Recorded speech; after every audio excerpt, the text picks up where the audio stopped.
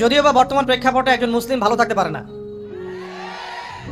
বর্তমান প্রেক্ষাপট এতই খারাপ, কিয়ামতের আলামতগুলো এমনভাবে প্রকাশ হয়েছে এখন যে একজন ইমানদার মুসলিমের পক্ষে নিশ্চিন্তে থাকা আর ভালো থাকাটা খুব কষ্টকর।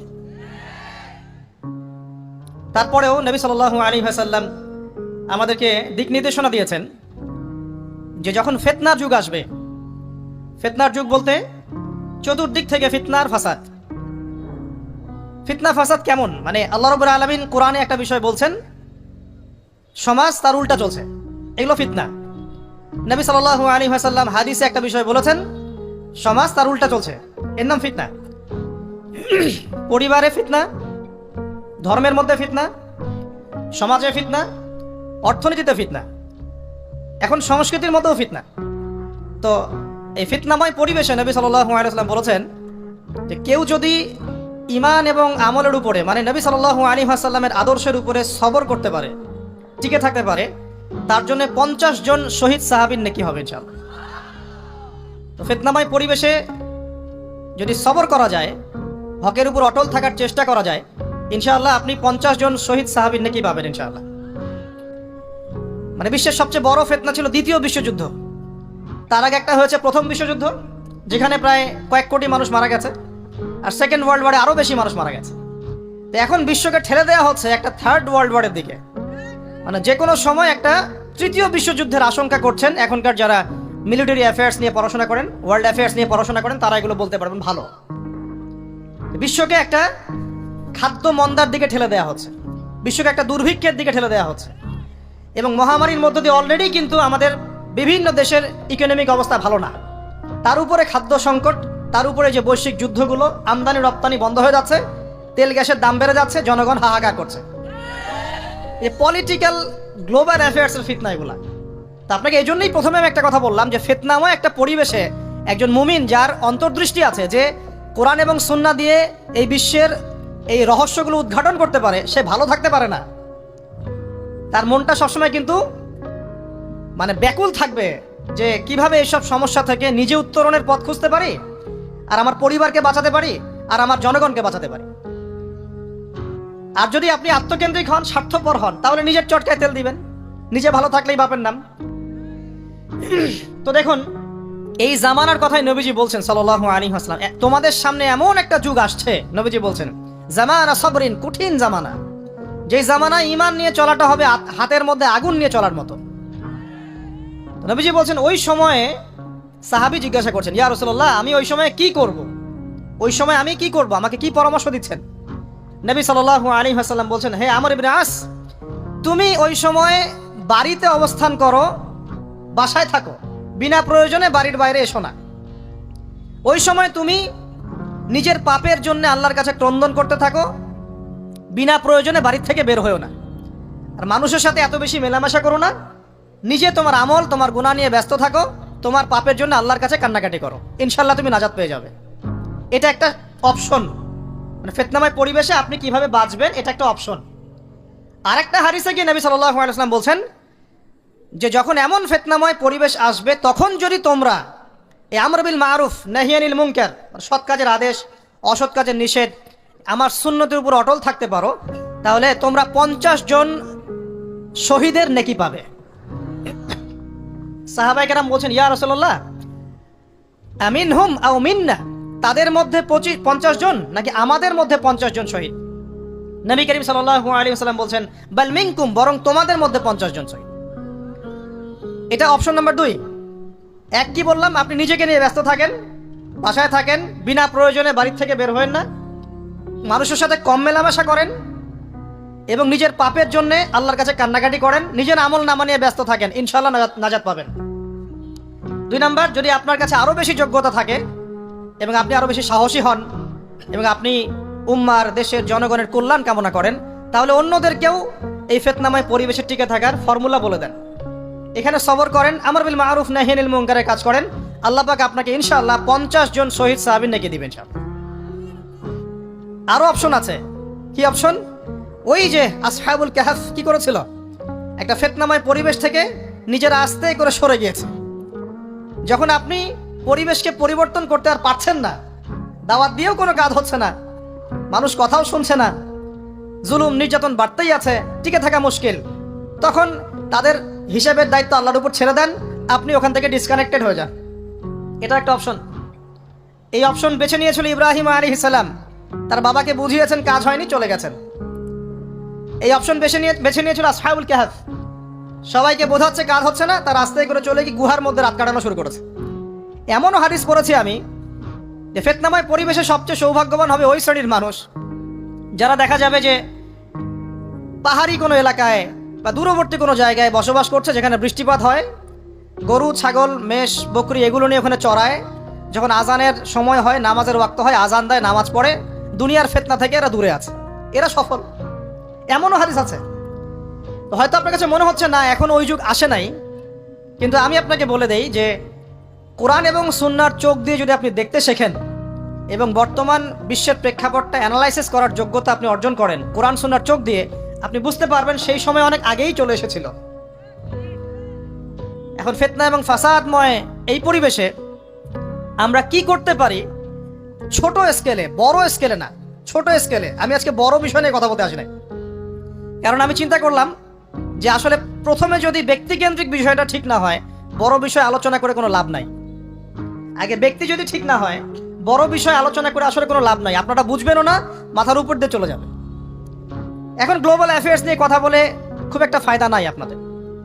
এখন ইকোনমিক পুরো এই সুদভিত্তিক সিস্টেম আপনি চেঞ্জ করতে পারবেন না, এবং পুরো যে তাগুতি ব্যবস্থা আপনি চেঞ্জ করতে পারবেন না। আপনি কি করতে পারবেন? আপনি নিজেকে পরিবর্তন করতে পারবেন, আপনার পরিবারকে পরিবর্তন করতে পারবেন। এতটুকু আপনার পক্ষে এখন পর্যন্ত সহজ, ঠিক না? ঠিক কথা।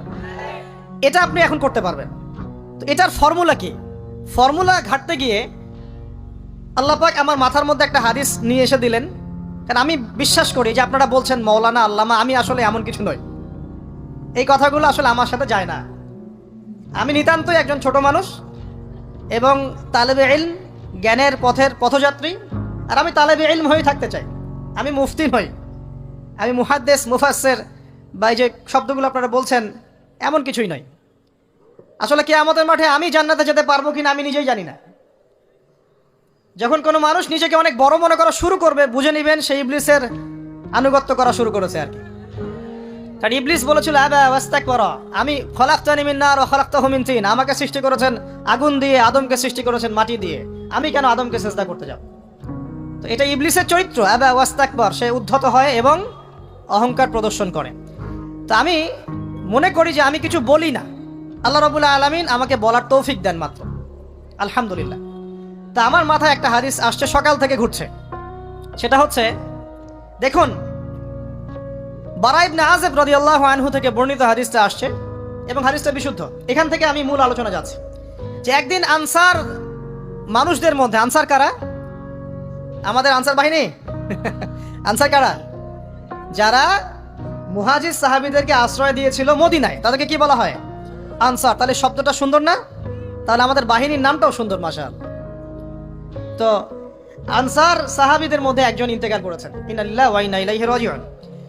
এখন তাকে দাফন করা হচ্ছে, আর নবী সাল্লাল্লাহু আলাইহি ওয়াসাল্লাম কবরের পাশে চুপ করে বসে পড়লেন। তার বসা দেখা দেখি বাকি সাহাবীরাও তাকে ঘিরে গোল করে বসে পড়লেন। তারা বলছেন, আমরা এমন ভাবে এখানে বসেছিলাম যেন আমাদের মাথার উপরে পাখি এসে বসতে পারে, চুপচাপ, কোনো নড়াচড়া নাই। দেখেন রাসূলের সাথে বসার সুন্নত, দেখেন কোরআন এবং হাদিসের মাহফিলে বসার কিন্তু সুন্নত আছে। এখানে বসে দুনিয়াবি এত গল্পগুজব করা যাবে না, এই মোবাইল টোবাইল হাবিজাবি নিয়ে এত ব্যস্ত থাকা যাবে না, দিলের কান দিয়ে শুনতে হবে, ঠিক আছে? আদব আছে, না হলে কথা আপনার উপর তাসির করবে না। তারা এমনভাবে বসেছিলেন যেন মাথার উপরে পাখি বসতে পারে, সুবহানাল্লাহ। এবার নবী করিম সাল্লাল্লাহু আলাইহি ওয়াসাল্লাম বলছেন যে যখন মাইয়েতকে কবরে শোয়ানো হয় তখন সে তাকে দাফন করে যাওয়া ব্যক্তিদের হাঁটার খসখস আওয়াজ শুনতে পায়। এরপরে তাকে যখন শুইয়ে দেওয়া হয়, সে যদি মুমিন ব্যক্তি হয় তাহলে তার মাথার দিকে তার সলাত এসে দাঁড়িয়ে যায়। দুনিয়াতে আপনি যে নামাজগুলো পড়েছেন, আমি যে নামাজগুলো পড়ছি, এগুলো মাথার দিকে দাঁড়িয়ে যায়। ডান দিকে চলে আসে তার সওম, সওম মানে কি? রোজা। বাম দিকে চলে আসে জাকাত, জাকাত মানে কি? জাকাতের সাথে তো আমরা পরিচিত নই। আমরা ওই যে রাস্তাঘাটে যে দান খয়রাতগুলো ওঠানো হয় এগুলোর সাথে খুব পরিচিত, তাই না? কত টাকা কত পয়সা কি কি গান করে আর টাকা কালেকশন করে না। অনেক সময় দেখা যায় রাস্তায় যাচ্ছি আমরা গাড়ি নিয়ে, পারলে গাড়ির সামনে এসে হুমড়ি খেয়ে পড়বে টাকা নেওয়ার জন্য। এইভাবে টাকা কালেকশন করতে কে শিখিয়েছে ইসলামে? আর আমরা অনেক সময় ছোট ছোট বাচ্চাদেরকে দিয়ে, মাদ্রাসার ছোট ছোট বাচ্চাদেরকে দিয়ে টাকা কালেকশন করাই। এটা ঠিক না। কেন ঠিক না জানেন? ছোটবেলা থেকেই ওর ব্যক্তিত্ব নষ্ট হচ্ছে। এই হাতটা উত্তম না এই হাতটা উত্তম? উপরের হাত উত্তম, নিচের হাত উত্তম? তো ছোটবেলা থেকে সে নিচের হাতে অভ্যস্ত হচ্ছে। দেখেন, এত টাকা পয়সা কালেকশন করে আমাকে আর একটা স্বতন্ত্র মসজিদ করতেই হবে জরুরি? খুবই জরুরি ছিল। মানুষের কাছে হাত চেয়ে, হাত পেতে রাস্তাঘাটে এরকম করে গাড়ি থামিয়ে, তারপরে কি বলবো, সুর করে গান গেয়ে এত টাকা পয়সা কালেকশন করতেই হবে? মসজিদটা আমাকে টাইলস ফিটিং করতেই হবে? এসি মসজিদ করতেই হবে? আমরা এমনও মসজিদ রংপুরে দেখেছি 10 বছরেও টাকা কালেকশন শেষ হয় নাই। 10 বছর ধরে কালেকশন হচ্ছে। আমি ছোটবেলা থেকে দেখছি কালেকশন হচ্ছে। কি বুঝলেন? তো এগুলো আমাদের ব্যক্তিত্ব নষ্ট করে। মুসলিমরা উপরের হাতের মালিক। সারা বিশ্ব আমরা একসময় চালিয়েছি। এই কথা আমাদেরকে কি শিখায়? সারা বিশ্ব আমরা চালিয়েছি। এই আপনার উমাইয়া খেলাফতের সময়ও কর্ডোভায় আব্দুর রহমানের যে শাসন ছিল, কর্ডোভা, স্পেন, পর্তুগাল, এই পুরো জায়গাগুলো পশ্চিমা বিশ্বের, এগুলো মুসলিমরা শাসন করেছে প্রায় 500-600 বছর। ইতিহাস তো আমরা জানিও না, পড়িও না, ভুলে গেছে। ইতিহাস পড়তে হয়। হিস্ট্রি ঘাটলে দেখবেন রাসূল সাল্লাল্লাহু আলাইহি ওয়াসাল্লামের 23 বছরের নববী যুগ, স্বর্ণযুগ, তারপর আবু বকর সিদ্দিকের খেলাফত, তারপর উমর ইবনুল খাত্তাবের খেলাফত। আবু বকর সিদ্দিকের 2 বছর বা 2.5 বছর, উমর রাদিয়াল্লাহু আনহুর প্রায় 10 বছর, তারপর উসমান রাদিয়াল্লাহু আনহুর 12 বছর, আলী রাদিয়াল্লাহু আনহুর প্রায় 2-2.5 বছর, তারপরে হাসান রাদিয়াল্লাহু আনহু 6 মাস।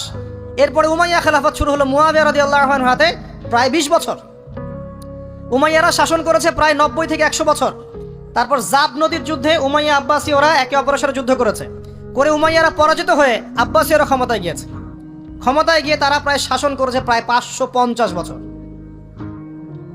এদিকে উমাইয়াদের মধ্যে যারা পরাজিত হয়েছে ওরা চলে গিয়ে কর্ডোভা, আন্দালুসিয়া, ওইদিকে খেলাফত কায়েম করেছে। তারপরে আবার এদিকে ফাতেমি খেলাফত ছিল, উসমানীয় খেলাফত ছিল, তারপরে মিশরে তুলুনি একটা রাজবংশ ছিল, আমাদের সাবকন্টিনেন্টে মোগলরা ছিল, সারা বিশ্বে আমরাই ছিলাম। ইতিহাস তো ভুলে গেছে। তা আমরা সবসময় উপরের হাত ছিলাম, উপরের হাত। আমরা দিতাম, মানুষ নিত। আর এখন কি হচ্ছে? আমরা এখানে আমরা চাই, মানুষ দেয়। আর ওরা কি আর এমনি দেয়? ওরা চড়া সুদ দিবে না? ওয়ার্ল্ড ব্যাংকে যান লোন নিতে, চড়া সুদ। আর এই সুদ শোধ করতে গিয়ে বিভিন্ন দেশ শ্রীলঙ্কা হয়ে যাচ্ছে। সুদ তো শোধ করতে হবে, এমনি এমনি তো আপনাকে আর এগুলো দিবে না। তো এই সুদটা শোধ করতে গিয়ে আমাদের জিনিসপত্রের দাম বেড়ে যাবে, তারপরে দেখবেন জনগণের উপর কর বেড়ে যাবে, অনেক প্রবলেম। আর এই প্রবলেমগুলো ফেস করতে হবে কি কারণে? রিবা বা সুদের কারণে। তো এই যে বলছি, দেখেন ছোটবেলা থেকেই যে আমরা নিচের হাতে অভ্যস্ত হচ্ছি, এটা ত্যাগ করতে হবে। ব্যক্তিত্বের পরিচয় দেন। এত টাকা পয়সা চেয়ে প্রতিষ্ঠান করার দরকার নাই। আমার জমি আছে 1 বিঘা, আমি প্রতিষ্ঠান করবো ইনশাআল্লাহ। আপনার 2 বিঘা আপনি করেন, যার সামর্থ্য আছে সে করবে, সামর্থ্য নেই করার দরকার নেই। আর একটা মসজিদ যদি কবুল হয়, একটা মসজিদ একটা জেলার জন্য যথেষ্ট। একটা মসজিদে নববী থেকে নবী সাল্লাল্লাহু আলাইহি ওয়াসাল্লাম সারা দুনিয়া শাসন করেছে। আর আমাদের তো কোটি কোটি মসজিদ বাংলাদেশে। এই যুগের কথাও নবীজি বলেছেন, যে যুগে মসজিদগুলো চাকচিক্যময় হবে, মসজিদগুলো কি হবে? চাকচিক্যময় হবে, হেদায়েত উঠে যাবে এবং মসজিদের মধ্যে শোরগোল, হট্টগোল বেড়ে যাবে। দেখেন না মসজিদে হট্টগোল বেড়ে গেছে না? এটা সেই যুগ। তো যেটা বলছিলাম প্রিয় ভাইরা, যে নিচের হাতে অভ্যস্ত না, উপরের হাতে অভ্যস্ত হতে হবে। এই কারণে এই যে একটা হাদিসের কথা শুরু করলাম, যে আনসার সাহাবী কারা ছিল? যারা মুহাজির সাহাবীদেরকে আশ্রয় দিয়েছে। এখন এই সাহাবীদের মধ্যে একজন ইন্তেকাল করেছে, তার লাশ যখন রাখা হচ্ছে তখন নবীজি বলছেন, মাথার দিকে মাইয়েতের আসে কি? সালাত। সালাত মানে কি? নামাজ। 5 ওয়াক্ত নামাজ আজকে থেকে ছাড়বেন? ওয়াদা করেন আজকে থেকে 5 ওয়াক্ত নামাজ ছাড়বো না ইনশাআল্লাহ। একটা হাদিস খালি বলি, মান তারাকা সালাতান মুতাআম্মিদান ফাকাদ কাফারা, মান তারাকা সালাতান মুতাআম্মিদান ফাকাদ কাফারা। আবার শোনেন, قال رسول الله صلى الله عليه وسلم من ترك صلاة متعمدا فقد كفر আর মুয়াজ বিন জাবাল রাদিয়াল্লাহু আনহু কে নবীজি বলেছেন মান তারাকা সালাতা মুতাআম্মিদান ফাকাদ বারিয়াত মিন জিম্মাতিল্লাহ, যে ব্যক্তি নিজের উপর ফরজ নামাজ ছেড়ে দিল সে কুফরি করলো, সে কুফরি করলো, সে কুফরি করলো। মুয়াজ বিন জাবালকে নবী সাল্লাল্লাহু আলাইহি ওয়াসাল্লাম বলছেন যে ব্যক্তি ফরজ নামাজ ইচ্ছা করে ছেড়ে দিল সে ব্যক্তি আল্লাহর জিম্মা থেকে মুক্ত হয়ে গেল। নামাজ ছাড়বেন প্রিয় ভাই, 5 ওয়াক্ত নামাজ জামাতের সাথে ইনশাআল্লাহ। আল্লাহ আমাকে তৌফিক দেখ, আপনাদের সবাইকে তৌফিক দান করুন, আমিন। জামাত যদি না পান একা পড়ে নেবেন, ঠিক আছে? যদি ঘুমিয়ে থাকেন ঘুম থেকে উঠে পড়বেন, ভুলে গেছেন যখন মনে হবে তখন পড়বেন। অজু করার পানি নাই, কি করবেন? তায়াম্মুম করবেন। তায়াম্মুমেরও কিছু নাই, আপনার কোনো কাপড়ই নাই, সতর ঢাকার কোনো কাপড়ই নাই, কি করবেন? বসে বসে নামাজ পড়বেন ওই অবস্থাতেই। এটা কোনো মাফ নাই, মানে আপনার অজু করার কোনো পানি নাই, তায়াম্মুমের কিছুই নাই, কাপড়ও নাই সতরে, তখনও নগ্ন হয়ে বসেই নামাজ পড়তে হবে, মাফ নাই। যখন শোয়ানো হবে মাথার দিকে কি থাকবে? সালাত। তাহলে আমরা যারা ফরজ সালাত এখন আদায় করছি না আজকে তওবা করেন, বলেন আস্তাগফিরুল্লাহ আল্লাযী লা ইলাহা ইল্লা হুয়াল হাইয়ুল কাইয়্যুম ওয়া আতুবু ইলাইহি। হে আল্লাহ, আমরা তওবা করছি, সারা জীবনে যত নামাজ পড়ি নাই এই সমস্ত নামাজ না পড়ার পাপ থেকে তোমার কাছে তওবা করছি, ঠিক আছে? এটা আস্তাগফিরুল্লাহর অর্থ নয়, আমি বাংলায় বললাম। আর যদি নামাজ কাজা করে আদায় করে দিতে পারেন আলহামদুলিল্লাহ, খুবই ভালো হয়। যদি নাও পারেন তাও এখন থেকে আর কোনো নামাজ বাদ দিয়েন না, আর বেশি বেশি নফল নামাজ পড়ার চেষ্টা করেন। আল্লাহ পাক তৌফিক এনায়েত করুন। আসুন, তারপরে ডান দিকে কি? সওম। সওম মানে কি? রোজা। রমজান মাসে রোজা রাখি সবাই তো, মাশাআল্লাহ, আলহামদুলিল্লাহ। রমজান মাসে সওম রাখার পাশাপাশি বেশি বেশি নফল সওম রাখার ব্যাপারে অভ্যস্ত হওয়ার চেষ্টা করতে হবে। সবচেয়ে সেরা সওমগুলো হচ্ছে মাসের 3 দিন, আইয়ামে বীজের সওম, চাঁদের 13, 14 এবং 15 তারিখ। আর সপ্তাহে 2 দিন, সেটা হলো বৃহস্পতিবার এবং কি? সোমবার। আল্লাহ পাক তৌফিক দান করুন, আমিন। এছাড়া আরাফার সওম আছে, আশুরার সওম আছে, ঠিক আছে? জিলহজ মাসের প্রথম 10 দিন রাখতে পারেন, ইত্যাদি। এবার বাম দিকে কি? যাকাত। যেটা বলছিলাম, যাকাতের সাথে আমরা খুব একটা পরিচিত নই, অথচ যাকাত একটা ফরজ ইবাদত। কেউ যদি নামাজ এবং যাকাতের মধ্যে পার্থক্য করে সে ব্যক্তি কাফের হয়ে যাবে। কেউ যদি মনে করে নামাজ আমি মানি, যাকাত আমি মানি না, তাহলে কাফের হয়ে যাবে। নিসাব পরিমাণ সম্পদ হলে প্রত্যেক মুসলিমের উপর যাকাত ফরজ, ঠিক আছে? এবং এই যাকাতই হচ্ছে আপনার ইসলামিক অর্থনীতির মূল ভিত্তি। যাকাত হচ্ছে ইসলামিক অর্থনীতির কি? মূল ভিত্তি। আগে মুসলিমদের সাথে 2টা জিনিস থাকতো। যখন মুসলিমরা সারা বিশ্বকে নেতৃত্ব দিয়েছে তখন ডান দিকে একটা বড় তরোয়াল থাকতো আর বাম দিকে একটা ছোট খঞ্জর থাকতো, জানেন? এই মোগল আমলেও দেখবেন, নবাব সিরাজউদ্দৌলাদের আমলেও দেখবেন, ডান পাশে একটা বড় সৌর থাকতো আর বাম পাশে থাকতো একটা ছোট খঞ্জর। ওই 2টা জায়গায় এখন স্থান নিয়েছে। ডান পকেটে একটা বড় স্মার্টফোন আর বাম পকেটে ছোট একটা আবার কথা বলা ফোন। মানসিকভাবে আমরা সুস্থ নই এখন। আল্লাহ পাক আমাদেরকে বোঝার তৌফিক দেখ। কথাগুলো আঘাত করার জন্য বলছি না, আমি কথাগুলো বলছি এই কারণে যে আমাদের এই যুব সমাজকে নিয়ে আমাদের অনেক আশা। যুবকরা ইসলাম শিখবে, এলেম শিখবে, আমল করবে, ইনশাআল্লাহ আগামী দিনে এই জাতিকে নেতৃত্ব দিবে। তো এই সময় থেকে যদি ওদেরকে ট্রেন্ড আপ করা না যায়, তাদের ম্যানার্স, বিহেভিয়ার, হিউম্যান বিহেভিয়ারগুলো ডেভেলপ করা না যায়, তাহলে আগামী দিনে কি এরা জাতিকে নেতৃত্ব দিতে পারবে? তো যে কথা বলছিলাম প্রিয় ভাইরা, দেখুন, যাকাত ইসলামিক অর্থনীতির মূল ভিত্তি। কিভাবে জানেন? ব্যবসা এবং যাকাত এটা কি করে? এটা একটা মার্কেটের মধ্যে সম্পদ ঘুরতে থাকে। আমি বুঝাচ্ছি আপনাকে। মনে করেন আপনি ব্যবসা করছেন এবং যাকাত দিচ্ছেন। যাকাত কারা দিবে? যারা যাকাতের নিসাব পরিমাণ সম্পত্তি রাখে, মানে কিছুটা ধনী তারা। তো তারা ব্যবসা করছে, মাশাআল্লাহ। ব্যবসা যখন করে, ব্যবসায় কি থাকে? লাভ থাকে, লস থাকে, লাভ থাকে, লস থাকে। লাভও হতে পারে আপনার, লসও হতে পারে। আর সুদে কি? শুধু লাভ, লস আছে? লস নাই। পার্থক্য বোঝেন। এখন ব্যবসা যখন আপনি করবেন, এই টাকা বা মূল যে ক্যাপিটাল যেটা বলে অর্থনীতির ভাষায়, এটা মার্কেটের মধ্যে সার্কুলেট করতে থাকবে। আজকে আপনি ধনী, লাভ করেছেন, কালকে লস করবেন, এই ধন আরেকজনের হাতে চলে যাবে। সে আবার ব্যবসা করছে, সে লাভ করলে সম্পদ তার হাতে থাকলো, লস করলে আরেকজনের হাতে। মানে এই মানিটা, ক্যাপিটাল যেটা, এটা মার্কেটের মধ্যে ঘুরতে থাকে। আজকে কেউ ধনী, কালকে কেউ ধনী, আজকে কেউ ফকির, কালকে কেউ ধনী, এভাবে। এখানে আল্লাহ পাক যাকে ইচ্ছা হয় ধন দেন, যাকে ইচ্ছা হয় দরিদ্র করেন, এটা আল্লাহ পাক নিয়ন্ত্রণ করেন। আবার এর মধ্যে যারা ধনী হবে তারা আবার জাকাত দিবে। কাকে জাকাত দিবে? যে গরিব তাকে। এই কারণে অর্থনৈতিক সাম্য থাকবে এবং টাকা ক্যাপিটাল মার্কেটে সার্কুলেট করতে থাকবে। এটা হচ্ছে ইসলামিক ইকোনমিক্স। বুঝাতে পারছি না মনে হয়। আর রিবাই কি হবে? রিবাই কোনো লসের চান্স নাই। মানে এখানে ধনী আরো ধনী হতে থাকবে, গরিব আরো গরিব হতে থাকবে, প্লাস জাকাতও দিবে না। তখন সমাজের একটা অংশ অনেক ধনী হবে আর একটা অংশ একদম মাটিতে পড়ে যাবে, কোনো ব্যালেন্স হবে না। এই কারণে বিশ্বের একটা অংশ, ওই বিশ্বের একটা বড় অংশ যারা সুদখোর, যেখান থেকে সুদ এসেছে, ওইটা আস্তে আস্তে ধনী হয়ে গেছে এবং বিশ্বের বহু কান্ট্রি আস্তে আস্তে দারিদ্র সীমার নিচে চলে আসছে। এটা শুধু ব্যক্তির ক্ষেত্রেই নয়, এটা সমাজের ক্ষেত্রেই নয়, পুরো বিশ্বটা হচ্ছে। তো এই হলো রিবা এবং ব্যবসা ভিত্তিক জাকাত ভিত্তিক ইকোনমিক সিস্টেমের পার্থক্য, বেসিক ডিফারেন্স। রিবার মধ্যে আল্লাহ পাক তার হাত উঠিয়ে নেন, আল্লাহ পাক সেখানে আর ইন্টারফেয়ার করেন না। ঠিক আছে, সুদ খাচ্ছ, তুমি তোমার মতো চলো এখন। আর ব্যবসা ভিত্তিক ইকোনমিক্স চললে আল্লাহ পাক সেখানে কাউকে ধন দিবেন, কারো কাছ থেকে নেবেন।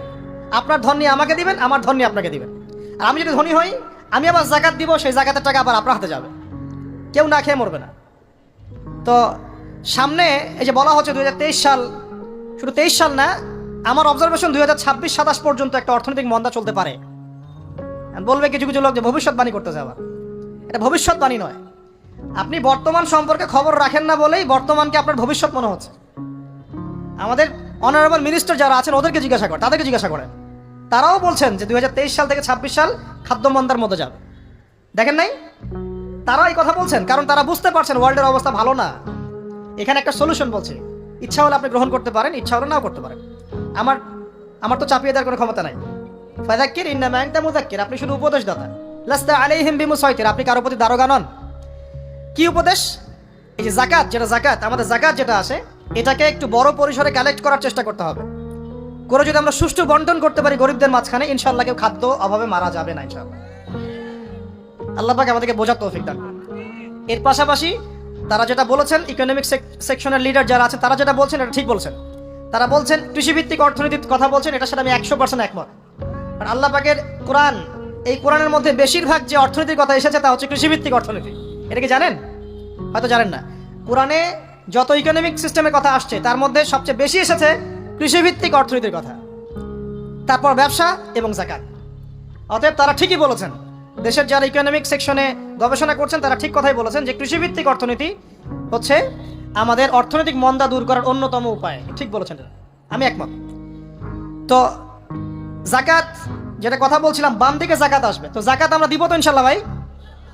যাদের শোনেন, বাংলাদেশে এমন অনেক শিল্পপতি আছে যাদের একজনের জাকাতের টাকা দিয়ে একটা গ্রাম চলতে পারে। আর জাকাতের টাকা কিন্তু শুধু এক বছরে আসবে না, প্রতি বছরেই ঘুরে ঘুরে আসবে। মনে করেন যে আপনাদের এলাকার মধ্যে অনেক বিত্তশালী আছেন, আমি দোয়া করি মন থেকে আল্লাহ পাক বিত্তশালীদের অন্তরটাকে নরম করে দিক এবং ওসমান রাদিয়াল্লাহু আনহুর মতো দানশীল করে দিক। আমরা দোয়া করি, আমরা কারো খারাপ চাবো, সবার জন্য হেদায়েতের দোয়া করব। টাকা থাকতে তো সমস্যা নাই, কিন্তু টাকা থেকে যদি উসমান রাদিয়াল্লাহু আনহু হতে না পারলাম তাহলে সমস্যা। টাকা থাকতে কোনো সমস্যা নাই, ধন আপনাকে আল্লাহ দিতেই পারে। এই ধনটাকে উসমান গনি রাদিয়াল্লাহু আনহুর মতো আল্লাহর পথে বিতরণ করে দেন, ইনশাআল্লাহ আল্লাহ পাক আপনাকে জান্নাতুল ফেরদৌস দান করবেন। তো অনুরোধ থাকবে, দেখেন আপনারা যদি একটা এলাকার জাকাত কালেক্ট করতে পারেন, মনে করেন কথার কথা এখানে কিছু মেয়ে আছে যারা খারাপ পথে পা বাড়িয়েছে, আমার কথা বুঝতে পারছেন? আচ্ছা, এরকম পল্লী অনেক জায়গায় আছে না? এক বছরের জাকাতের টাকা দিয়ে সমস্ত যৌনপল্লীর মেয়েদেরকে কাজ দেওয়া সম্ভব, কর্মে আনা সম্ভব। ওদেরকে কাজের ব্যবস্থা করে দেন, ওরা কখনোই এই সেক্স ওয়ার্কারের কাজ করবে না ইনশাআল্লাহ। কোনো মেয়ে এই কাজ করতে চায় না, আমার মতে কোনো মেয়ে চায় না যে ইজ্জত বিক্রি করে খাবো, কোনো মেয়ে চাবে? কখনো চাবে না। ওকে আপনি ভালো কাজের ব্যবস্থা করে দেন এই জাকাতের টাকা দিয়ে, দেখবেন ইনশাআল্লাহ সে ওই খারাপ পথ ছেড়ে দিয়েছে। অনেক দেখবেন দরিদ্র মানুষ আছে যে পড়াশোনা করার কোনো সুযোগ নাই, টাকা পয়সা নাই, পড়াশোনা করতে চায় কিন্তু টাকা পয়সা নাই, দিনের জ্ঞান অর্জন করতে চায়, দেশকে কিছু দিতে চায়, টাকা নাই। তাকে আমরা হেল্প করতে পারি না? পারি। অনেক মানুষ আছে মাদক দ্রব্য বিক্রি করছে, তাকে বুঝান, দিনের হেদায়েত দেন যে ভাই আমি তোমাকে আরো ভালো চাকরি দিব, ভালো ব্যবসা দিব, তুমি ছাড়বা কিনা? বলবো আমি ছেড়ে দেবো ইনশাআল্লাহ। বুঝালে ছেড়ে দেবে ইনশাআল্লাহ। এই যে মেগা প্রজেক্ট যেটা কথা বলি আমরা, আত্ম উন্নয়নমূলক বলেন, যুব উন্নয়নমূলক বলেন, বা কান্ট্রি ডেভেলপমেন্টের কথা বলেন, এখানে জাকাত একটা বড় শক্তি হতে পারে। তবে এটাকে সুষ্ঠুভাবে কালেক্ট করতে হবে এবং জাকাতের যে 8টা খাত আছে এই খাতগুলোতে সুষ্ঠুভাবে বন্টন করতে হবে। অমুসলিমদেরকেও জাকাত দেওয়া যায়, জানেন? অমুসলিম যদি কেউ থাকে, দরিদ্র, তাকেও জাকাত দিয়ে সহযোগিতা করা যায়। আমরা সহযোগিতা করি না বলেই তো ওই যে পশ্চিম থেকে লোকজন এসে সহযোগিতা করে খ্রিস্টান বানাচ্ছে এখন সবাইকে। আরো বাড়বে দিন দিন, দেখেন। আমরা তো সহযোগিতা করছি না। আপনার পাশে আপনার প্রতিবেশী না খেয়ে মারা যাচ্ছে, আপনি যাচ্ছেন না। এখন তো অন্য কেউ এসে যদি সাপোর্ট করে, ও তো তার দলেই ভিড়বে তখন। স্বাভাবিক, এটাই হচ্ছে এখন।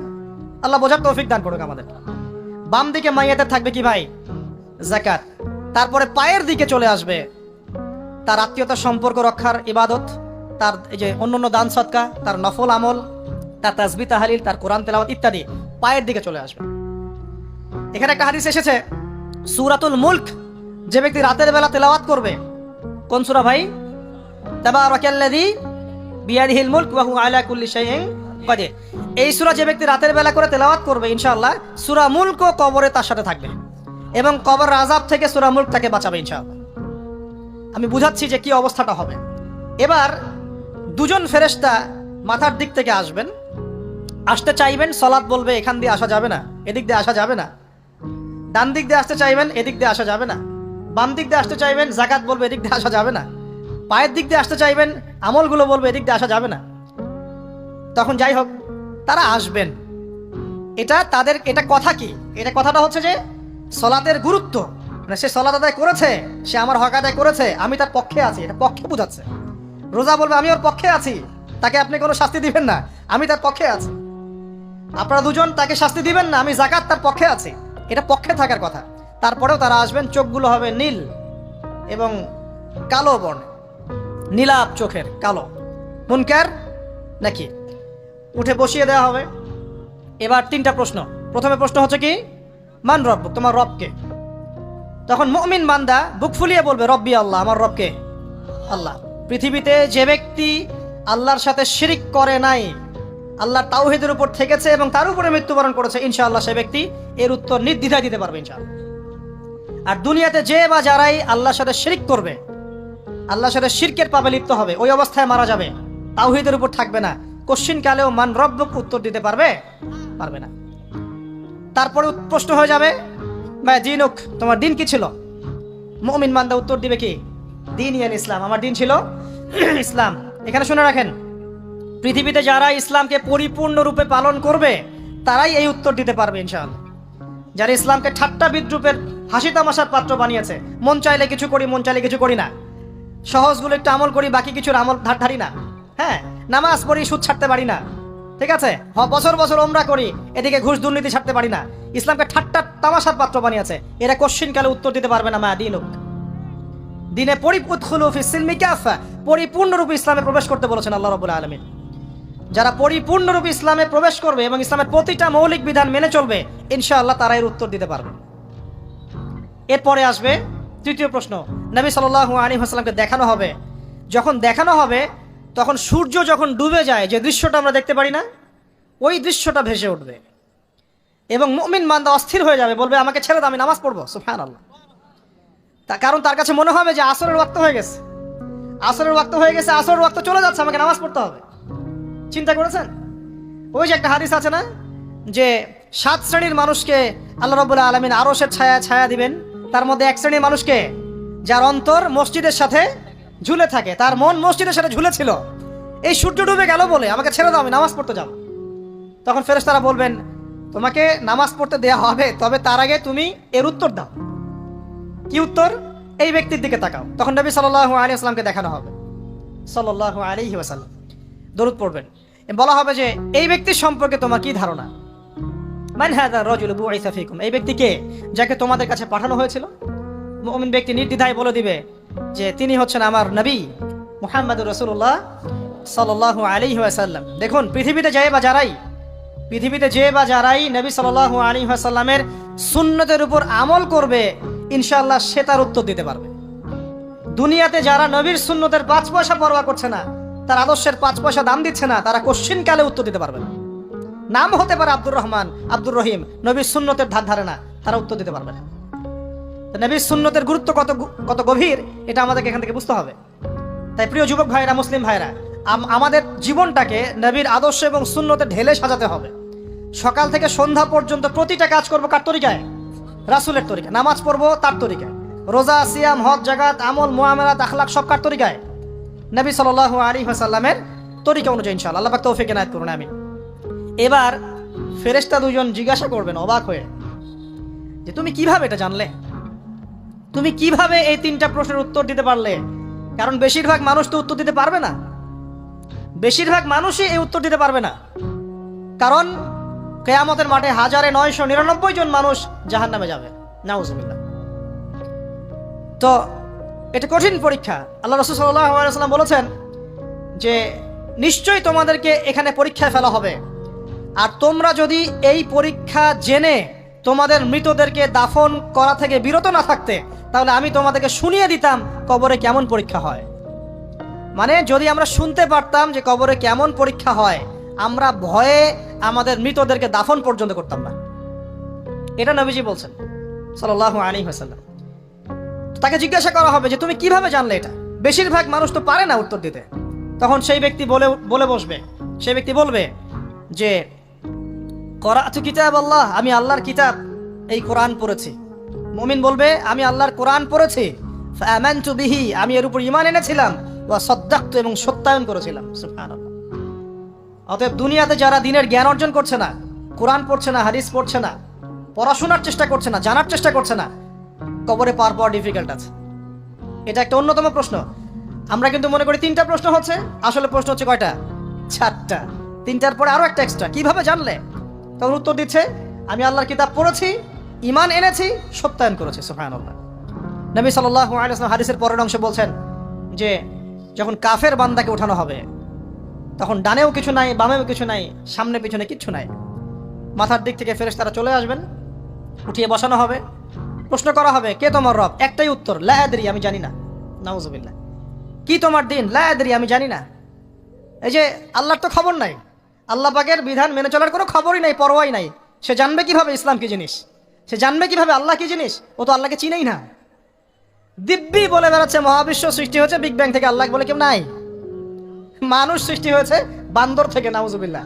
ওই যে ডারউইনের মতবাদ, কি থিওরি অফ এভলিউশন নাকি?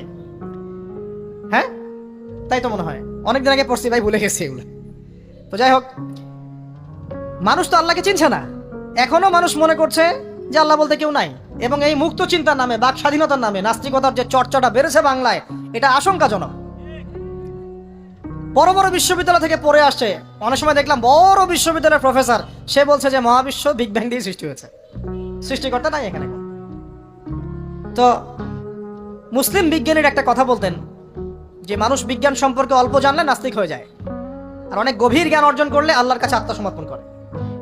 খেয়াল করে দেখবেন, ডক্টর, ইঞ্জিনিয়ার যারা বড় বড় লেভেলে চলে গেছেন, অনেক সিনিয়র, তারা কিন্তু বেশিরভাগ নামাজি দেখবেন, নামাজ পড়ে, দান সৎকার করে, সমাজ কল্যাণমূলক কাজ করে। তারা কিন্তু রোগীর সেবা করতে গেলেও বলে যে নামাজ পড়িয়েন, রোজা রাখিয়েন, তারা কিন্তু বলে। অনেক ডক্টর আমি দেখেছি এমন, যারা যত বেশি গবেষণা করে তারা তত বেশি আস্তিক হয়ে যায়। আর টুটাফাটা গবেষণা করলে নাস্তিক হয়ে যাবেন। কত প্রশ্ন, ইসলামের এটা কেন, ওইটা কেন, ইসলামে বহুবিবাহ কেন, হ্যাঁ, ইসলামে কি পর্দার বিধান কেন, তারপর ইসলামে এত রেস্ট্রিকশনস, এত বাইন্ডিংস কেন, হ্যাঁ, স্বাধীনতা নাই কেন, কত প্রশ্ন। ইসলামের এগেইনস্টে কত তীর এখন ছোড়া হচ্ছে। তো এই ব্যক্তি কেমন করে উত্তর দিবে যে মাহদিনুক, তোমার দিন কি? আল্লাহর দিকে কত প্রশ্ন ছোড়া হচ্ছে, কত শিরকের পাপ আমরা করছি, অনেক সময় মুসলিম হয়েও শিরকের পাপ করছি। কিভাবে উত্তর দিবে? মান রব্বুক। 3 নাম্বার প্রশ্ন যখন করা হবে, এই ব্যক্তিকে দেখো দেখি, সে বলবে যে আমি জানি না এই ব্যক্তিকে, তবে শুনেছিলাম, মানুষের মুখে শুনেছিলাম, মানুষ যা বলতো আমি তাই বলতাম। মানে সে রাসূল সাল্লাল্লাহু আলাইহি ওয়াসাল্লামের নাম শুনেছিল হয়তোবা, কিন্তু তার সুন্নত বা আদর্শ কখনো মেনে চলে নাই, পারলো না। এবার জান্নাতি ব্যক্তি হলে কি হতো? ওই যে সূর্য ডুবছিল যেখানে, তার দৃষ্টির সীমা পর্যন্ত কবরকে প্রশস্ত করে দেওয়া হতো, এবং জান্নাতের একটা দরজা তার কবরে খুলে দেওয়া হতো। এটা কিভাবে করা হবে সেটা আল্লাহ পাক জানেন, এটার ব্যাখ্যা করার জ্ঞান আল্লাহ আমাদেরকে দেন নাই। যেই মানুষের ক্ষুদ্র জ্ঞানে মানুষ ব্যাকটেরিয়া, ভাইরাস নিয়ে গবেষণা করতে হিমশিম খেয়ে যায়, সে মহাবিশ্বের স্রষ্টা নিয়ে কিভাবে গবেষণা করবে? আল্লাহ পাকের অসীম জ্ঞানের সামনে আমার জ্ঞান কি? খুবই ক্ষুদ্র। একটা হাদিসে এসেছে বুখারী শরীফের মধ্যে, যে একটা মহাসমুদ্রের মধ্যে যদি একটা পাখি 1 ফোঁটা পানি উঠিয়ে নিয়ে যায়, ওই 1 ফোঁটা পানি হচ্ছে মহাবিশ্বের জ্ঞান। আর বাকি পুরো মহাসাগর হচ্ছে আল্লাহ পাকের জ্ঞান। তো আমরা এই ক্ষুদ্র জ্ঞানের মানুষ হয়ে আল্লাহর জ্ঞানকে কেমন করে পেনিট্রেট করতে পারি? তো আল্লাহ পাক জান্নাতের দরজাগুলো খুলে দিবেন, একটা দরজা খুলে দিবেন, সেখান থেকে বাতাস আসবে, সে জান্নাতের নাজ নেয়ামত উপভোগ করতে থাকবে এবং তার রূহটাকে সবুজ রঙের পাখির আকৃতিতে জান্নাতে রেখে দেওয়া হবে। ইল্লিন মানে ওখানে জান্নাতের নিয়ামত সে পাবে। এটাকে বলা হয় দারুল বারজাখ বা বারজাখের জীবন। জীবন অনেকগুলো, একটা ছিল রুহের জগৎ। রুহের জগতে আমরা সবাই ছিলাম। শোনেন, রুহের জগতে যার সাথে যার বন্ধুত্ব ভালোবাসা গভীর ছিল, দুনিয়াতে তার সাথে তার ভালোবাসা বেশি। এটা হয়তো জানেন না, জানতেন হাদিসটা? রুহের জগতে যদি কখনো আপনার সাথে আমার দেখা হয়ে থাকে, দুনিয়াতে আপনার সাথে আমার দেখা হবে ইনশাআল্লাহ। রুহের জগতে যদি আপনার আমার মধ্যে ঘনিষ্ঠ ভালোবাসা থেকে থাকে, এখানেও ভালোবাসা হয়ে যাবে ইনশাআল্লাহ। এটা বলে আমি আবার তোমাদের বয়ফ্রেন্ড গার্লফ্রেন্ড ভালোবাসা বুঝাই নাই, ওই ভালোবাসার কথা বলি নাই। আবার রুহের জগতে বিদ্বেষ, এখানেও দেখবেন বিদ্বেষ। ওটা একটা জগৎ ছিল যেখানে আল্লাহ পাক সমস্ত আদম সন্তানকে সৃষ্টি করে তাদের রুহটাকে রেখেছিলেন এবং ওয়াদা নিয়েছেন। কি ওয়াদা? আল্লাহ পাক বলেছিলেন আলাস্তু বিরব্বিকুম, সূরা আরাফের 182 নম্বর আয়াত পড়ে দেখবেন, 182 নম্বর আয়াত। আল্লাহ পাক বলেছিলেন যে আমি ওয়াদা নিয়েছিলাম, আলাস্তু বিরব্বিকুম, আমি কি তোমাদের রব নই? আমরা সবাই বলেছিলাম বেলা ইয়া রব্বি, অবশ্যই আপনি আমাদের রব। দুনিয়াতে এসে আমরা ভুলে গেছি। এই ভুলে যাওয়াটা মনে করায় দেওয়ার জন্যই আল্লাহ পাক আসমানে কিতাব নাজিল করেন, নবী রাসূল পাঠান, আমাদের কান পর্যন্ত ইসলামের দাওয়াত পৌঁছে দেন, যাতে আমরা মনে করতে পারি। এবার আসেন রুহের জগতের পর আসলাম এই যে দুনিয়ার জগৎ, দারুদ দুনিয়া। দুনিয়ার মধ্যে আছি হয়তো 50, 60, 70, 100 বছর হাইয়েস্ট। এরপর যাবে দারুল বারজাখ, বারজাখের জগৎ।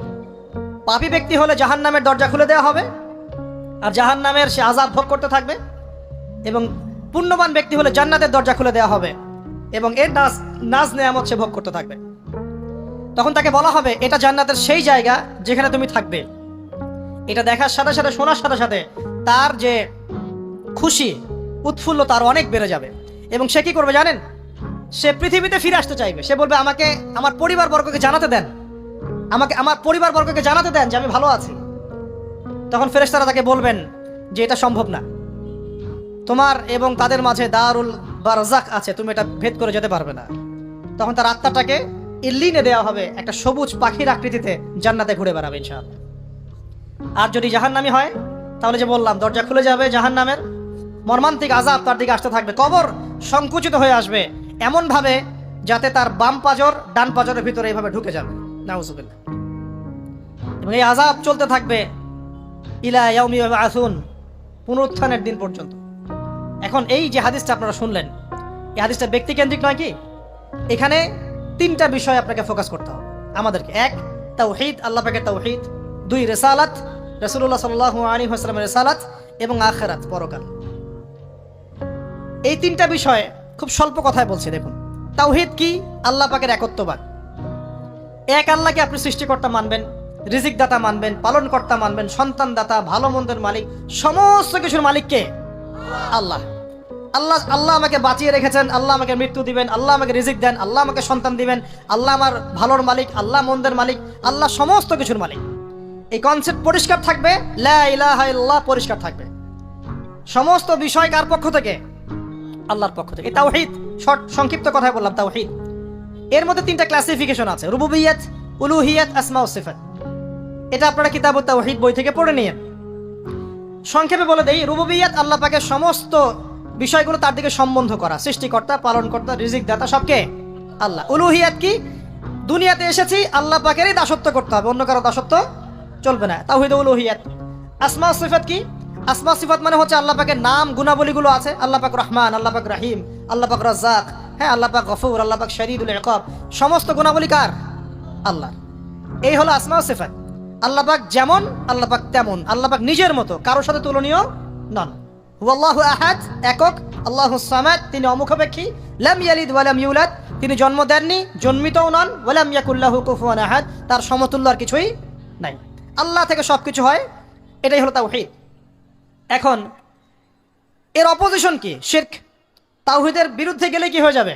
শিরক। কেউ যদি মনে করে যে আল্লাহ ছাড়া কেউ আমাকে জীবন দিতে পারে, আল্লাহ ছাড়া কেউ আমাকে মারতে পারে, আল্লাহ ছাড়া কেউ আমাকে রিজিক দিতে পারে, অথবা আল্লাহ ছাড়া কেউ সন্তান দিতে পারে, আল্লাহ ছাড়া অন্য কারো কাছে কেউ যদি দোয়া করে, আল্লাহ ছাড়া অন্য কারো জন্য নজর মানত করে, আল্লাহ ছাড়া অন্য কারো নামে কসম খায়, আল্লাহর হালালকে হারাম করে দেয়, আল্লাহর হারামকে হালাল করে নেয়, ঠিক আছে, আল্লাহ থেকে শুভ অশুভ আসে না, শুভ আল্লাহর পক্ষ থেকে আসে, অশুভ শয়তানের পক্ষ থেকে আসে, এমনও যদি কেউ মনে করে, শুভ অশুভ দুটোই আল্লাহর পক্ষ থেকে আসে, কিন্তু কেউ যদি মনে করে না শুভগুলো আল্লাহর পক্ষ থেকে, অশুভগুলো শয়তানের পক্ষ থেকে, এমনও যদি মনে করে, শিরক হয়ে যাবে।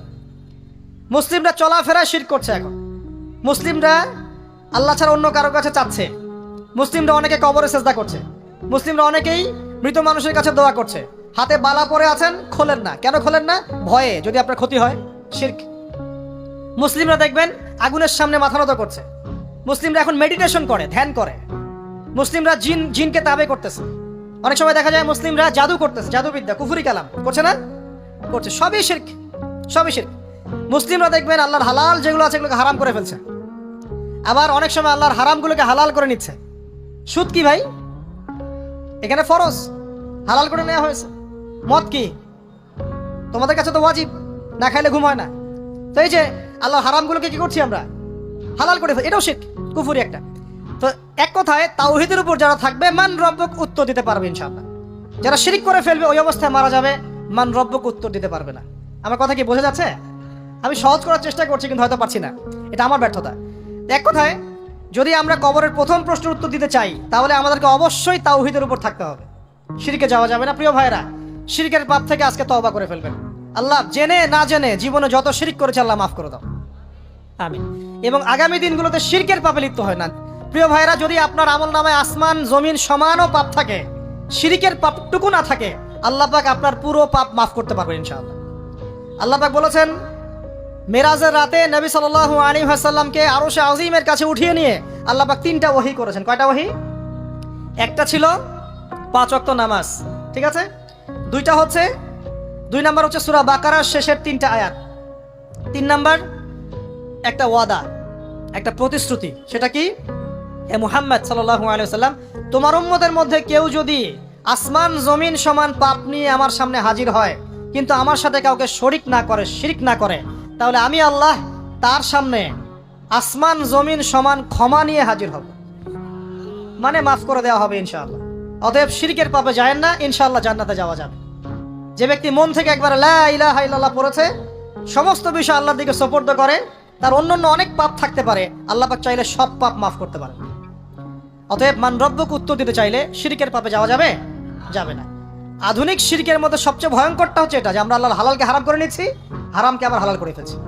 এখানে যায় না, সবকিছু আল্লাহ থেকে আসে, দোয়া আল্লাহর জন্য করবেন, নামাজ আল্লাহর জন্য, সবকিছু ইবাদত আল্লাহর জন্য, দ্বীনি ইলম অর্জন আল্লাহর জন্য। প্রতিটা কাজের করার আগে নিয়াত ফিক্স করবেন, কেন করব? পরকালীন স্বার্থ থাকলে করব, না হলে করব না। কেন তুমি টিকটকে যাবা না? কারণ পরকালীন কোনো স্বার্থ নাই।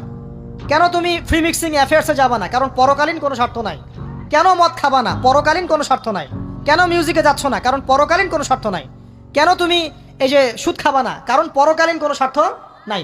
যে কাজে পরকালীন কোনো স্বার্থ নাই সে কাজে কোনো মুমিন মুসলিম নাই। কেন নামাজ পড়বো? কারণ পরকালীন স্বার্থ আছে। কেন রোজা রাখবো? পরকালীন স্বার্থ আছে।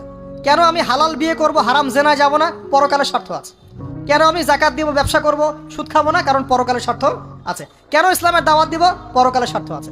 কেন হাদিস প্রচার করব? কারণ পরকালের স্বার্থ আছে। ইসলামের জন্য সবর করব কেন? পরকালের স্বার্থ আছে। পরকালের স্বার্থ যেখানে, মুসলিম সেখানে। পরকালীন স্বার্থ নাই, আমরা নাই। প্রত্যেকটা কাজ করার আগে নিয়াতটা ফিক্স করতে হবে, পরকালের কোনো স্বার্থ আছে? যদি বলে হ্যাঁ আছে, তাহলে করবেন। স্বার্থ নাই, আমি নাই। কোনো ফুজুল কি বাত বা ফাহেসা কোনো কাজ, এসব কাজে আমরা নাই, বিকজ এগুলোতে কোনো পরকালীন স্বার্থ নাই। ব্যাস, আমাদের জীবনের প্রতিটা মোমেন্ট, প্রতিটা সেকেন্ড আল্লাহর দেয়া দান। আমি নিজের ইচ্ছা মতো এটাকে অপব্যয় করতে পারি না। হ্যাঁ, আপনি মিউজিক শুনতে চান, আপনি সং পছন্দ করেন, আপনি নাশিদ শোনেন, ইসলামিক নাশিদ শোনেন, ওখানে আপনার ইমান একটু দীপ্ত হবে, পরকালীন স্বার্থ আছে। আপনি নিজে দমন করতে পারছেন না, হালালভাবে বিয়ে করে নেন। বিয়ে করার পর আপনি যত ইচ্ছা স্ত্রীকে মহব্বত করেন, প্রত্যেকটা মহব্বতে নেকি পাবেন। এমনকি স্ত্রীর দিকে নেক নজরে তাকাবেন, তাতেও নাকি। তার মুখে খাবার তুলে দেবেন, তাতেও নাকি। তার হাত ধরে হাঁটবেন, তাতেও নাকি। তাকে নিয়ে রাত্রে চাঁদ দেখবেন, তাতেও নাকি। আপনি আপনার নিয়তটাকে চেঞ্জ করেন, কাজের ডাইরেকশন চেঞ্জ করেন। পরকালের স্বার্থ থাকলে করবো, না হলে করবো না। আপনি পছন্দ করেন ঘুরে বেড়াতে, আল্লাহর দিনের দায়ী হয়ে ঘুরে বেড়ান না, সমস্যা কি? আল্লাহর জমিন ঘুরে দেখেন, এইসব অবান্তর কাজে লিপ্ত না থাকে আল্লাহ পাকের নিদর্শনগুলো ঘুরে দেখেন, আপনার ঈমান বাড়বে ইনশাআল্লাহ। আপনার সংস্কৃতি ভালো লাগে, ইসলামিক সংস্কৃতি মেনে চলেন। আপনি কবিতা লিখতে ভালোবাসেন, ইসলামিক কোনো কবিতা লেখেন। আপনি উপন্যাস পড়তে ভালোবাসেন, ইসলামিক কোনো উপন্যাস পড়েন। আমি বলছি না এগুলোর বাইরে কোনো পড়াশোনা করা যাবে না, এমনটা আমি কিন্তু বলছি না। আমি বলছি আপনি আপনার পুরো কাজটাকে আগে ফিক্স করবেন পরকালের কোনো স্বার্থ আছে কি নাই। যদি হ্যাঁ দেখা যায় হ্যাঁ পরকালের স্বার্থ ঠিক আছে, অবশ্যই করেন, কোনো সমস্যা নেই। আল্লাহ পাক বোঝার তৌফিক দান করুন। তো দেখুন প্রিয় ভাইরা, শিরকের পাপে যাওয়া যাবে না। এই শিরকের পাপ না থাকলে আমল নামায় ইনশাআল্লাহ আমরা জান্নাতে যাব এবং কবরের উত্তর দিতে পারবো ইনশাআল্লাহ। মান রব্বুক, উত্তর পাস ইনশাআল্লাহ। তারপরে কি মা দীনুক, এক কথায় ইসলামের অনেক বিধিবিধান আছে, নামাজ, কালিমা, সওম, যাকাত, হজ সব আছে। আমর বিল মারুফ, নাহি আনিল মুনকার, পিতামাতার খেদমত, প্রতিবেশীর অধিকার, স্ত্রীর অধিকার, তারপরে সন্তানদের অধিকার, যাকাত সবকিছু আছে। এখন যদি ইসলামের কিছু অংশকে মেনে নেন, কিছু অংশকে না মানেন, এটা কিন্তু কুফরি। ইসলামের কিছু অংশকে মানছেন, কিছু অংশকে মানছেন না, এটা কিন্তু কুফরি। ইসলামের পরিপূর্ণ বিধানটাকে যদি মেনে চলেন ইনশাআল্লাহু আযজা ওয়া জাল আপনি মা দীনুক উত্তর দিতে পারবেন। আপনি আমল করতে পারেন না পারেন, মনে করেন আপনি আমল করতে পারছেন না, কিন্তু আপনি আকীদা পোষণ করছেন যে হ্যাঁ ইসলামে যা আছে আমি সবকিছু মেনে চলি, কিন্তু হয়তো আমল করতে গিয়ে আমি পারছি না। আমি হয়তো নামাজ 5 ওয়াক্ত পড়তে হয়, আমি জানি, আমি মানি, কিন্তু আমার মাঝে মাঝে মিস হচ্ছে, মাঝে মাঝে আমি জামাত মিস করে ফেলছি। আপনি মানেন যে সওম রাখতে হয়, মাঝে মাঝে আপনার সওম মিস হয়ে যাচ্ছে, কিন্তু আপনি বিশ্বাস করেন যে হ্যাঁ আপনি সওম রাখতে হয়, আপনার আকীদা ঠিক আছে। আপনি যাকাত দেন নাই এতদিন, কিন্তু আকীদা রাখেন হ্যাঁ দিতে হয়, আমি সুযোগ পেলে দিয়ে দিব। এই যে কনসেপ্টটা ক্লিয়ার রাখা যায় না, ইসলামের বিধানগুলো প্রতিটা আমি মানি মন থেকে, হয়তো আমল করতে গিয়ে আমি পেরে উঠতেছি না বা হয়ে উঠছে না। ইনশাআল্লাহ একদিন না একদিন আল্লাহ পাক আপনাকে তৌফিক দিবে ইনশাআল্লাহ, আল্লাহ পাক তৌফিক দান করুক। কিন্তু কনসেপ্ট যদি ক্লিয়ার না থাকে যে আমি কিছু অংশ মানি কিছু অংশ মানি না, এটা ইসলাম হলো না। উদখুলু ফিস-সিলমি কাফা, পরিপূর্ণরূপে ইসলামে প্রবেশ করেন। দিনী বোন অনেকে আছে পর্দা হয়তো করতে পারছে না, কিন্তু মনে করে, বিশ্বাস করে যে পর্দা করতে হয়, এটা ফরজ। ইনশাআল্লাহ আল্লাহ চাইলে ওকে একদিন তৌফিক দিবে ইনশাআল্লাহ। হয়তো এখন মুখ খোলা আছে, হয়তো বা আগে গেঞ্জি টি শার্ট পরে ঘুরতো, এখন সেলোয়ার কামিজ পরছে, ঢিলে ঢালা জামা পরছে, এখনো বোরখা পরছে না। ওকে তুচ্ছ তাচ্ছিল্য করার দরকার নাই আপাতত। ওকে আরো বুঝান, আরো নরম হন, আরো বুঝিয়ে সুঝিয়ে ইসলামের দিকে আনার চেষ্টা করেন। এতদূর এসেছে, ওই পর্যন্ত যাবে ইনশাআল্লাহ। কারণ ও বিশ্বাস করে হ্যাঁ পর্দা করতে হয়, আমি মানি পর্দা করতে হয়, কিন্তু আমি এখন করতে পারছি না, ইনশাআল্লাহ করব, আল্লাহ পাক চাইলে তৌফিক দিবেন ইনশাআল্লাহ। তো এই যে বিষয়টা, যে ইসলামকে মনে আগে ধারণ করা, যে না আমি মানি ইসলামের প্রত্যেকটা বিধান ঠিক আছে। চুরি করলে চোরের হাত কাটতে হয়, ইসলাম বলেছে। ডাকাতি করলে শাস্তি আছে। জেনা যদি কেউ করে 100 বেত্রাঘাত, মদ খাইলে 40টা বেত্রাঘাত, ব্যভিচার যদি করে কেউ, এই পরকিয়া করে বিবাহিত ব্যক্তি, রজম। এগুলো কেসাস, একজন একজনকে হত্যা করলে তাকেও কেসাস করতে হয়। এই বিধানগুলো আছে। এখন আপনি বলতে পারেন আমি এই ওয়ার্ল্ডের প্রেক্ষাপটে এটাকে বাস্তবায়ন করতে পারছি না, কিন্তু আমি বিশ্বাস করি ইসলামে বিধানগুলো আছে, এটা আল্লাহর বিধান। ইনশাআল্লাহ আপনি মাফ পেয়ে যাবেন, ইনশাআল্লাহ আল্লাহ চাইলে আপনি মাফও পেয়ে যাবেন। কিন্তু যদি মনে করেন না এই যুগের এগুলো চলেই না, আমি আল্লাহ পাকের এসব বিধান কিচ্ছু মানি না, আমি যে বিধান বুঝি এটাই চূড়ান্ত, তাহলে খবর আছে, তাহলে মা দীনুক উত্তর দিতে পারবেন। তো বুঝেন, বিষয়টা বোঝেন, আকীদাটা ক্লিয়ার করেন যে না আমি পারতেছি না, এটা একটা বিষয়, কিন্তু আমি বিশ্বাস করি ইসলামের এগুলো অংশ, হয়তো আমি এখন পারছি না, ইনশাআল্লাহ ভবিষ্যতে পারবো। আল্লাহ চাইলে আপনাকে তৌফিক দিবে ইনশাআল্লাহ। আমরা দোয়া করি আল্লাহ পাক আমাদেরকে পরিপূর্ণরূপে ইসলামে প্রবেশ করার তৌফিক দান করুন। আর সর্বশেষ কি, এটা যদি করতে পারে মা দীনুক উত্তর দিতে পারবে। মান নবীকে উত্তর কখন দিতে পারবে? যখন একজন ব্যক্তি সারা জীবন নবী সাল্লাল্লাহু আলাইহি ওয়াসাল্লামের সুন্নতের উপর আমল করতে পারবে। এই যে ঘুম থেকে উঠলেন, ব্যাস ব্রাশটা নিয়ে দৌড়ে চলে গেলেন বাথরুমে, কি জন্য? ঘুম থেকে উঠলেন, আগে চোখটা একটু ঘষতে হবে, মুখে হাত দিতে হবে, তারপরে আপনি দোয়া পড়বেন। কি দোয়া পড়বেন? আলহামদুলিল্লাহিল্লাযী আহইয়ানা বা'দা মা আমাতানা ওয়া ইলাইহিন নুশুর। তারপরে আপনি যাবেন বাথরুমে।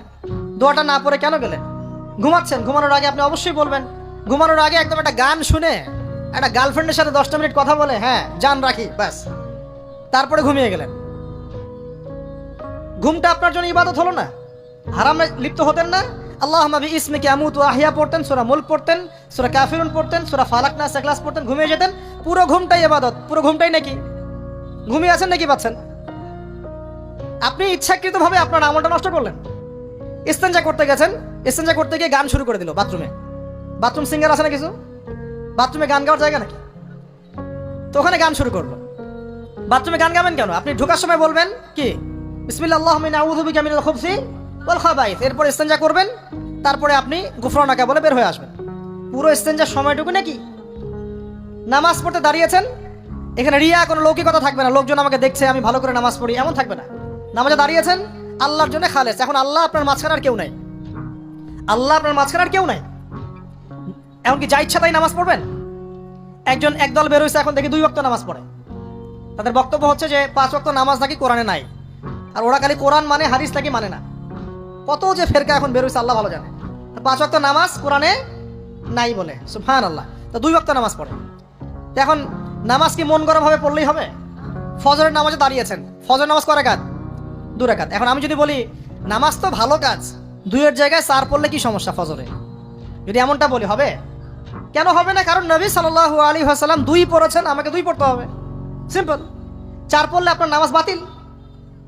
ফজরের নামাজ 4 রাকাত পড়লে নামাজ কি বাতিল হবে না? মাগরিবের নামাজে দাঁড়িয়েছেন 3 রাকাত নামাজ, তখন আপনি মনে চিন্তা করছেন না 3-এর জায়গায় আমি 4 পড়বো, 5 পড়বো। নামাজ তো ভালো জিনিস, বেশি করলে কি সমস্যা? সবকিছু বেশি করতে হয় না। রাসূলুল্লাহ সাল্লাল্লাহু আলাইহি ওয়াসাল্লাম যা দিয়েছেন তাই করতে হয়, এর নাম সুন্নত। বাইরে গেলে হবে কি? বেদাত। প্রত্যেকটা কাজ খেয়াল করতে হবে। তো প্রত্যেকটা আমল এভাবে। নামাজ, এই যে রোজা রাখবেন, রমজান মাসে রোজা রাখলে এটা ফরজ।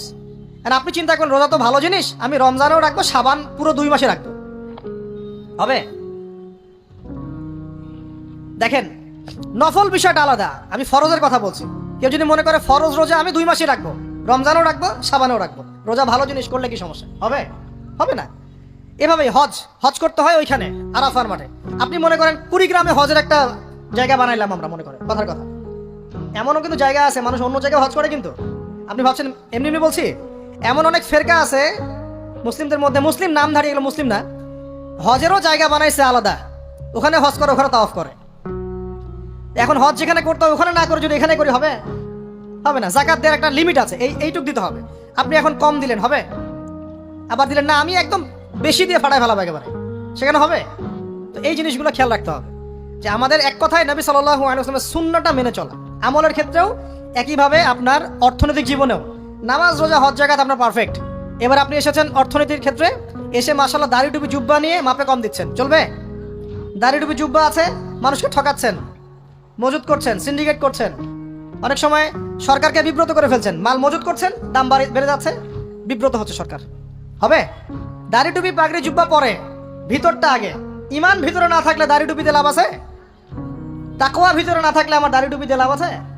মুহসিন হতে হবে। সো ইকোনমিক সেকশনে গিয়েও নবীর আদর্শ ভুলে যাওয়া যাবে না, সেখানেও তার আদর্শ মেনে চলতে হবে। এভাবেই সমাজ জীবন, পরিবার, সর্বক্ষেত্রেই নবীর সুন্নাহ মেনে চললে পরে ওই ব্যক্তিকে উত্তর দেওয়া যাবে ইনশাআল্লাহ, তিনি আমাদের নবী মুহাম্মদ রাসূলুল্লাহ সাল্লাল্লাহু আলাইহি ওয়াসাল্লাম। সর্বশেষ গিয়ে বলা হবে কিভাবে জানলে? তখন উত্তর কি দিবে? মুমিন, আমি আল্লাহর কিতাব পড়েছি, ঈমান এনেছি, এরপরে আমি সত্যায়ন করেছি। তার মানে পড়াশোনা করতে হবে না ভাই? আল্লাহর কিতাব পড়তে হবে না? কারা কারা আল্লাহর কিতাব পড়তে জানেন হাত তোলেন। আলহামদুলিল্লাহ।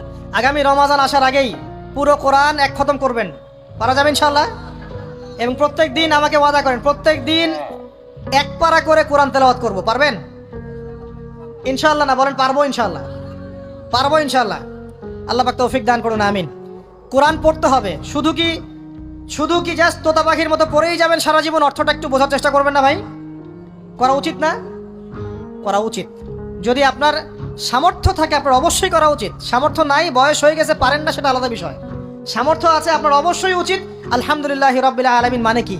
আর রহমানির রহিম মানে কি? মালিকি ইয়াউমিদ্দিন বলছি, এটা মানে কি? ইয়াকা না'বুদু বলছি, ওয়া ইয়াকা নাস্তাঈন, এর অর্থ কি? ইহদিনাস সিরাতাল মুস্তাকিম মানে কি? সিরাতাল লাযীনা আন'আমতা আলাইহিম গায়রিল মাগদুবি আলাইহিম ওয়ালাদ-দালিন, কি অর্থ, কি বললাম? নামাজে এটার অর্থ জানলে মনোযোগ কি ডানে বামে যাবে? যাবে না ইনশাআল্লাহ। এই যে আল্লাহ পাক বলছেন ইয়া আইয়ুহাল্লাযীনা আমানুত্তাকুল্লাহ, হে মুমিনগণ আল্লাহকে ভয় করো, হাক্কা তুকাতিহি ওয়া লা তামুতুন্না ইল্লা ওয়া আনতুম মুসলিমুন, তোমরা এমনভাবে আল্লাহকে ভয় করো, ভয় করার মতো ভয় করো, এবং পরিপূর্ণ মুসলিম না হয়ে মৃত্যুবরণ করো না। এর অর্থটা জানলে ভালো লাগলো না? বুঝতে পারলাম না কোরআনটা? আল্লাহ বলছেন ওয়াদারু মা বাকিয়া মিনার রিবা, সুদের অবশিষ্ট অংশ ছেড়ে দাও।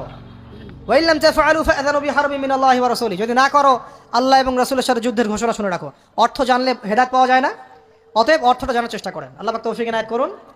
অর্থ বোঝার ক্ষেত্রে যদি কোনো প্রতিবন্ধকতা পান সামনে, আলেম ওলামার কাছে যাবেন, জিজ্ঞাসা করে অর্থ জেনে নেবেন। নিজে নিজে আবার মন করা ব্যাখ্যা করতে যায় না।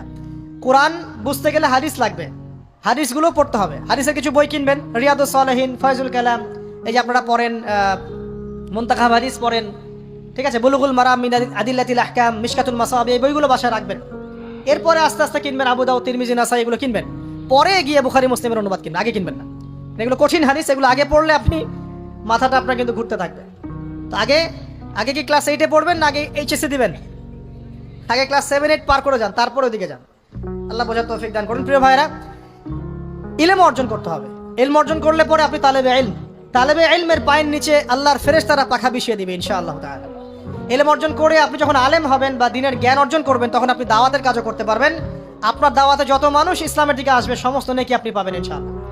এবং যখন আপনি আরো বড় আলেম হয়ে যাবেন, আল্লাহ তৌফিক দান করুন, তখন আসমানের যত মাখলুক এবং জমিনের যত মাখলুক, এমনকি গর্তের মধ্যে যে পিপিলিকা আছে সেগুলাও, এমনকি সাগরের নিচের মাছ আপনার জন্য ইস্তেগফার করবে, দোয়া করবে ইনশাআল্লাহ।